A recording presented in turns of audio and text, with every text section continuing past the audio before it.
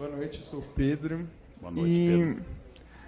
Eu queria entender, porque cada vez mais a gente vê entre nós, jovens, que eu acho que eu me considero um pouco jovem, um crescimento de sentimentos de depressão e até mesmo um crescimento de índices alarmantes de suicídio entre populações jovens, que a gente pode ver no Japão, por exemplo, muitos jovens se suicidando, apesar de serem jovens. Não sei se esse apesar fica uma contradição, né? O que você vê esse fenômeno atual? Eu acho fascinante, Pedro, que haja índices de suicídio maiores em países do primeiro mundo, suicídio infantil, inclusive. Suécia e Japão têm índices maiores do que nós temos em países onde os problemas são tão estruturais. Nós poderíamos pensar, isso é uma hipótese, deveria um estudo mais denso, poderíamos pensar que onde há dificuldade existe energia de vida. Onde há o desafio, eu enfrento esse desafio e vou ter um motivo para viver. Numa sociedade satisfeita, talvez seja mais difícil você conseguir alguma coisa assim.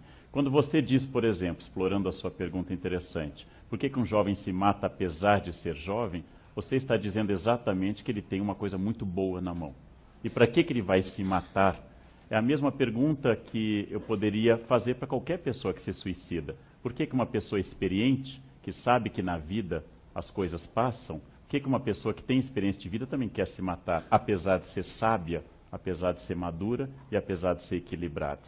O suicídio pode derivar de processos muito variados, de doenças mentais até momentos muito específicos, pode variar de questões de que muitos jovens ameaçam se matar como uma forma de atrair atenção, e outros, ao tentar se matar para atrair atenção, se matam, de fato, e outros acabam não se matando. O suicídio, analisado por Durkheim na origem da sociologia, um dos três fundadores da sociologia, Durkheim, Weber e Marx, ele estudou exatamente a sociologia do suicídio.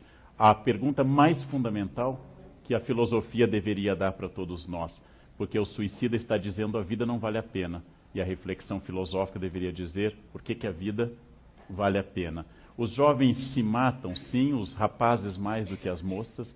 O suicídio masculino é mais eficiente que o feminino. As moças, em geral, tomam muitos barbitúricos, os rapazes dão um tiro na testa, né? Eu recomendo comer churrasquinho da Sé. Para quem quer se matar, vai aquele churrasquinho grego, come, se perderem sentido de viver, vai lá e pede 1,50 com suco e pronto. Dizem que é indolor, passa, basta fazer isso.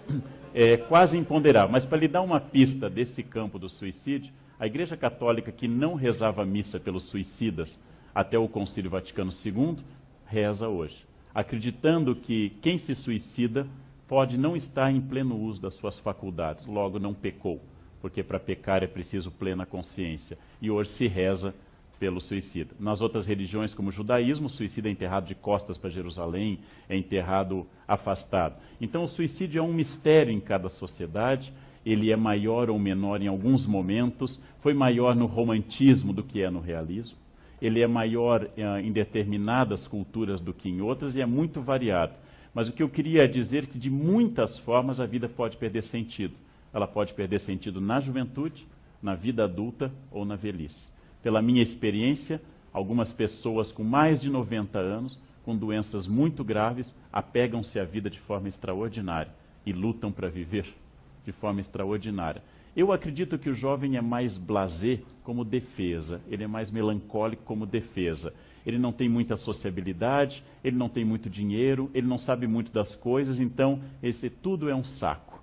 Ele olha com aquele ar assim, quem olha para a bomba de Hiroshima ou para uma... todo aquele ar de déjà vu, blasé, que é típico da nossa adolescência ocidental. Ou seja, aquela cara de que não estão dizendo o que eu quero e não estão falando o que eu quero. E hoje com um agravante, todos os jovens são nativos na linguagem tecnológica. Todas as pessoas de idade são recém-chegadas a esse mundo. Como diz um autor, os jovens falam tecnologia sem sotaque. E as pessoas de mais de 40 falam com sotaque. Vocês sabem que quanto maior a idade, tem aquele momento de dúvida na escada rolante. Observem. As pessoas de mais idade olham, tentam mirar o degrau, ficam olhando e dão um pequeno pulo. Porque a minha geração que viu surgir a escada rolante, a gente ia em Porto Alegre nas lojas americanas para ver escada rolante, comer banana split, as novidades daquele momento. A gente era narrado de histórias de escadas que engoliam pessoas, trancavam e nunca mais saíam. A minha geração tem um pequeno momento de dúvida. Os jovens já entram na escada rolante com mais segurança. Imaginem uma senhora num terminal de computador de um banco qualquer. Ela está administrando um computador, ela que nasceu quando não havia máquina elétrica. Ela está administrando uma série de equações de uma linguagem binária de 0 e 1. Ela está administrando uma coisa totalmente estranha à formação que ela teve. A formação que ela teve a educou para outra coisa. E este mundo representa esse desafio tecnológico. Desafio que parece que hoje vem pelo DNA. Alguém já nasce dominando técnica. Isto faz parte de um outro tipo de ruptura, que não é mais econômica e social, mas é de conhecimento. Há pouco nós descobrimos com uma pesquisa que os jovens, ao usar muito computador, têm um córtex pré-frontal mais desenvolvido do que as pessoas que leem muitos livros. Significa que quem lê livro desenvolve áreas como o cerebelo que tomam decisões mais lentas e ponderadas. Quem desenvolve o córtex pré-frontal no cérebro, essa fronteira extraordinária do ser humano, desenvolve mais decisões rápidas. É uma geração Windows que está no Messenger, que está no Twitter, fazendo o seu blogzinho, está respondendo a e-mail, essa coisa antiga para os jovens, né? E-mail lenta, pode demorar, às vezes, horas para o e-mail. Essa pessoa jamais vai entender, para o bem e para o mal, por exemplo, que eu escrevi uma carta para a Europa e a resposta veio em 3 meses. Ela jamais, aliás, alguém de 18 anos jamais escreveu uma carta. Não? Alguém de 18 anos, se você apresentar selo, envelope, é uma novidade absoluta. Então, voltando à questão que você perguntou, que daria uma outra questão mais densa ainda. É muito variável o motivo para o suicídio, mas eu acho que, particularmente no nosso mundo, uma das coisas é o esvaziamento de todas as coisas através do nosso niilismo contemporâneo. Seria assim, a utopia política marxista está fazendo água. Marxismo, socialismo, hoje tem muito sentido na Coreia do Norte, Cuba e diretório da área de humanas, diretório acadêmico. São as áreas que o marxismo floresce intenso. Ainda quem tem a camiseta do Che, ainda quem escute Mercedes Sosa, tome pisco e pense hasta la vitória sempre. Não? Tem as pessoas que ainda fazem isso, mas essa utopia política, ela afundou. Porém, o capitalismo, da maneira que nós vivemos, também não é uma sociedade nem de longe harmônica.